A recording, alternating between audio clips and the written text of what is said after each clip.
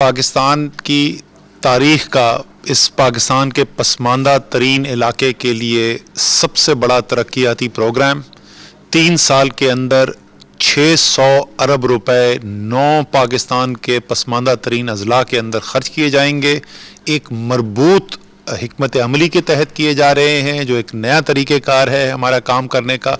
और इंशाअल्लाह ताला जब ये काम मुकम्मल होगा उस इलाके के अंदर आपको खुशहाली भी नज़र आएगी।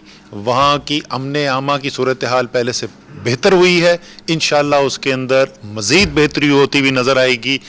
मुझे ये बताएं कि सिक्योरिटी होगी तो तरक्की होगी या तरक्की होगी तो सिक्योरिटी होगी? ये दोनों एक दूसरे के लाजिम व मलजूम है। ये हमने पाकिस्तान का क्या सिलसिला कार बनाया हुआ है कि पहले नौजवानों को ना तालीम दो ना रोजगार दो, फिर जो वो अपने हकूक के लिए खड़े हो जाएं तो फिर टैंक भेज दो और F-16 भेज दो, उन पर बमबारी करो, और जो खुद ना कंट्रोल होने तो फिर अमेरिका से जो है वो ड्रोन अटैक्स उनके ऊपर कराना शुरू कर दो। क्या किया आपने फाटा के अंदर, क्या किया आपने सवात के अंदर? सवाई तबाही फैलाने के आपने किया क्या? ये कोई तरीका होता है मुल्क चलाने का?